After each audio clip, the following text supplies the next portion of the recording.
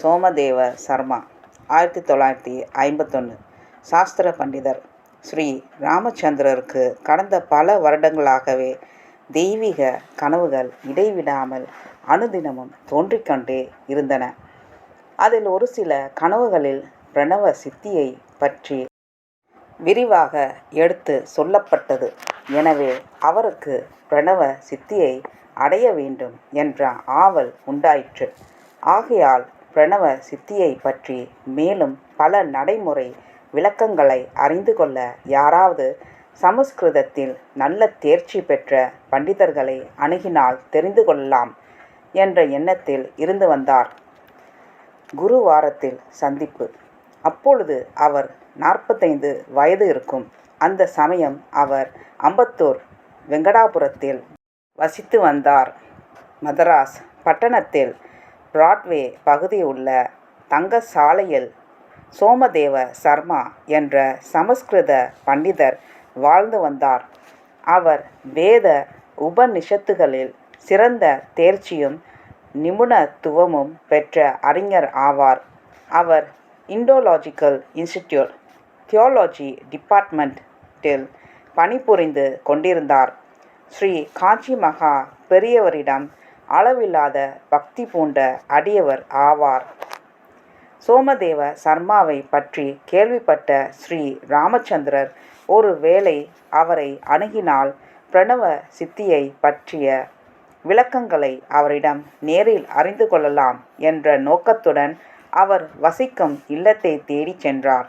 அவர் பணிபுரிந்து வந்த பர்மாஷல் அலுவலகமும் பிராட்வே பகுதியில் இருந்ததால் மாலை 6 மணிக்கு தன்னுடைய அலுவலகம் முடிந்தவுடன் நேராக பண்டிதரின் வீட்டிற்கு புறப்பட்டு சென்றார்.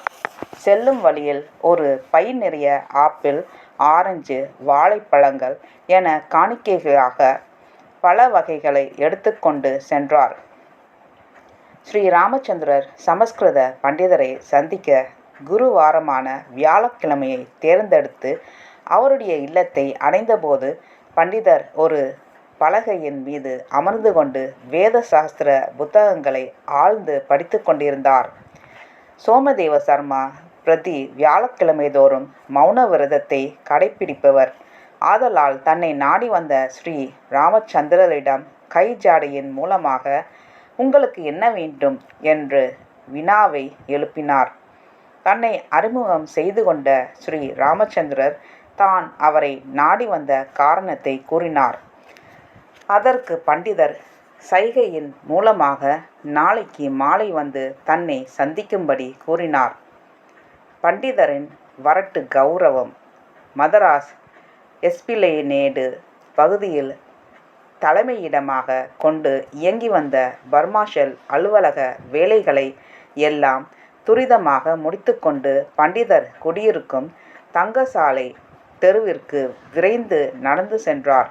மறுநாள் மாலை 6 மணிக்கு பண்டிதர் கூறியது போல் அவருடைய இல்லத்திற்கு சென்றடைந்தார். பண்டிதரே, நேற்று நீங்கள் மௌன விரதத்தில் இருந்ததால் என்னால் எதுவும் சரியாக பேச முடியவில்லை என்று கூறி பண்டிதரின் பதிலை எதிர்பார்த்தார். அதற்கென்ன இப்போது என்று தோரணையில் இருந்த பண்டிதரும், சரி, நல்லது, நீங்கள் என்னை காண வந்த காரணம் என்ன என கேட்டார். எனக்கு நீண்ட நாளாக பிரணவ சித்தியை பற்றி அறிந்து கொள்ள வேண்டும் என்ற ஆவல் உள்ளது.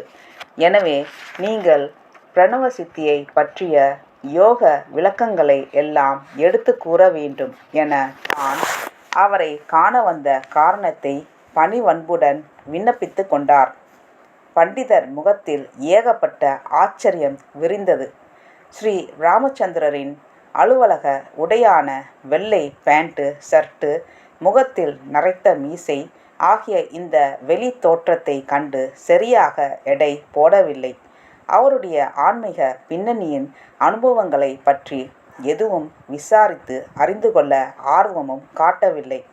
அதிகம் கற்றறிந்த மேதைகளிடம் இயல்பாகவே காணப்படும் வரட்டு கௌரவத்துடன் தன்னுடைய முகத்தை சுளித்து கொண்டு, என்ன பிரணவ சித்தியை பற்றி நீங்கள் அறிந்து கொள்ள வேண்டுமா?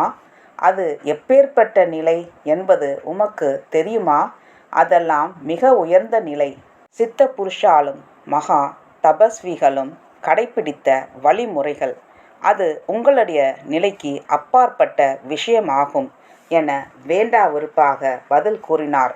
இப்படி எசகு பிசகாக வந்த பதிலால் சற்று ஏமாற்றம் அடைந்த ஸ்ரீ ராமச்சந்திரர், இருந்தாலும் அவரிடம் ஒரு சில சிறிய விளக்கங்கள் வந்தாலே போதுமானது என்ற எண்ணத்துடன், பண்டிதரே, நான் வயதில் உங்களை விட மிக சிறியவன். எனக்கு சாஸ்திர ஞானத்திலோ வேத உபனிஷத்துளிலோ அவ்வளவாக தேர்ச்சியும் கிடையாது என்று தன்னுடைய இக்கட்டான நிலையை கூறி தன் பேச்சை சற்று நிறுத்திய அவர், தன் அருகிலிருந்த சுவரை சுட்டிக்காட்டி, சும்மா ஏதோ அந்த சுவற்றிற்கு எடுத்துச் சொல்வது போல் சொல்லுங்கள், நான் என்னால் முடிந்தவரை கேட்டுக்கொள்கின்றேன் என்று தன்னுடைய ஆதங்கத்தை வெளிப்படுத்தி, அப்படியாவது பண்டிதர் ஏதாவது கூறுவார் என்ற நம்பிக்கையில் இருந்தார். ஆனால் இதற்கெல்லாம் சோமதேவ சர்மா மசிந்து கொடுக்கவில்லை. அதற்கெல்லாம் ஒரு தனி தகுதி வேண்டும். எனக்கு நிறைய வேலைகள் இருக்கிறது. நீங்கள் இப்போது கிளம்பலாம் என பிடிவாதமாக தன்னுடைய மறுப்பை தெரிவித்தார். வேறு வழியின்றி அவ்விடத்தை விட்டு ஏமாற்றத்துடன் அகன்ற ஸ்ரீ ராமச்சந்திரர் தன் வீடு போய் சேர்ந்தார். வசந்த கிருஷ்ணபுரம். இப்படி இருக்கையில் ஸ்ரீ சந்திரசேகர மகா சுவாமிகள் விழுப்புரத்தின் அருகில் உள்ள வசந்த கிருஷ்ணாபுரம் என்ற ஊரில் கேம்ப் செய்து உள்ளார் என்ற தகவல் கிடைத்தவுடன் நேரில் சந்திக்க புறப்பட்டு சென்றார். மதராஸிலிருந்து பர்மாஷல் ராவ் வந்திருக்கிறார் என்ற தகவல் மேனேஜர் மூலமாக அறிந்து கொண்ட மகா சுவாமிகள் உடனே அவரை உள்ளே அழைத்து தன் பக்கத்தில் உட்கார செய்து சில ஆத்ம விஷயங்களை பேசிக்கொண்டிருந்தார். அதே நாளில் சாஸ்திர பண்டிதர் சோமதேவ சர்மாவும் பெரியவாளை நேரில் காண மற்ற முக்கியஸ்தர்களுடன் சேர்ந்து வெளியே கூடத்தில் பெரியவாளின் தரிசனத்திற்காக மௌனமாக அமர்ந்திருந்தார். நேரம் செல்ல செல்ல ஊர் பெரியவர்கள், செல்வந்தர்கள், வேத விற்பனர்கள், பாமர மக்கள் என கூட்டம் கட்டுக்கு கடங்காது அதிகமாகி போனது. சுமார் 3 மணி நேரத்துக்கு மேல் கடந்து போனதால் ஸ்ரீ ராமச்சந்திரர் 2 முறை பெரியவாளிடம் புறப்பட உத்தரவு கேட்டும் அனுமதி கிடைக்கவில்லை. வெளியே நெடுநேரம் காத்து கிடந்த சோமதேவ சர்மாவுக்கு இருப்பு கொள்ளவில்லை. தன்னுடைய தவிப்பை மேனேஜரிடம் சென்று வெளிப்படுத்திய சர்மா, உள்ளே மகா பெரியவா யாருடன் இத்தனை நேரம் பேசிக்கொண்டிருக்கா? எனக்கு சில முக்கிய வேலைகள் பட்டணத்தில் உள்ளது. நான் அவசரமாக திரும்ப வேண்டும் என்று தன்னுடைய அவசரத்தை விளக்கிய அவர், மேலும் மேனேஜரை தூண்டி, ஸ்ரீ மகா சுவாமிகளிடம் சோமதேவ சர்மா வெளியில் காத்து கொண்டிருக்கிறார் என்று தயவு செய்து சொல்லுங்களேன் என்று தன்னுடைய தவிப்பை வெளிப்படுத்தினார். பெரியவாளின் உத்தரவு. இவ்வாறு தான் வெகு நேரம் காத்து கிடப்பது பெரியவாளுக்கு தெரியப்படுத்தினால் உடனே தன்னை உள்ளே கூப்பிட்டு பேசுவார் என்று நம்பிக்கொண்டிருந்தார். சோமதேவ சர்மாவின் இந்த அவசர செய்தியை எடுத்துக்கொண்டு உள்ளே நுழைந்த மேனேஜர் ஸ்ரீ மகா சுவாமிகளும் ஸ்ரீ ராமச்சந்திரரும் முக்கியமாக ஆத்ம சம்பாஷணை புரிந்து கொண்டிருந்த போது இடைமறித்து, வெளியே சோமதேவ சர்மா பெரியவா தரிசனத்திற்காக காத்துண்டு இருக்கா, ஏதோ அவசர வேலையாம், அவரை உள்ளே அனுப்பலாமா என பவ்யமாக கேட்டார். உடனடியாக அவரை புறப்பட்டு போகச் சொல்லு என கடுமையான குரலில் ஆணை பிறப்பித்தார் பெரியவாள். பெரியவாள் உத்தரவை கேட்டு தன் காதுகளையே நம்ப முடியாமல் தொங்கிய முகத்துடன் திரும்பி வெளியே வந்த மேனேஜர் சோமதேவ சர்மாவிடம், மன்னிக்கவும், உங்களை பெரியவா திரும்பி போக சொல்லிட்டா, இனி நீங்கள் புறப்பட்டு போகலாம் என்று கூறினார். இந்த விஷயத்தை கேட்டவுடன் சோமதேவ சர்மா பயத்தினால் அதிர்ந்தே போனார். இந்த மாதிரி ஒருபோதும் அவர் பெரியவாளை தரிசனம் பண்ணாமல் திரும்பியதே கிடையாது. சோமதேவ சர்மா எப்போது பெரியவாளை பார்க்க போனாலும் குறைந்தபட்சம் அரை மணி நேரம் வரை பேசிவிட்டு தான் உத்தரவு கொடுத்து அனுப்பி வைப்பார். ஆனால் இன்று நடந்த சம்பவமோ அவருக்கு மிகுந்த அதிர்ச்சியை உண்டாக்கியது. தான் ஏதாவது அசம்பாவிதமாகவே அல்லது அபச்சாரமாகவோ நடந்து கொண்டோமோ என எண்ணி மனம் கலங்கி நின்றார். எப்படியாவது பெரியவாளை பார்த்து காரணத்தை அறிந்து கொள்ளாமல் செல்வதில்லை என சங்கல்பம் கொண்டார். சிறிது நேரம் கழிந்த பின் ஸ்ரீ ராமச்சந்திரர் ஸ்ரீ மகா சுவாமிகளிடம் உத்தரவு வாங்கி கொண்டு வெளியே வந்தார்.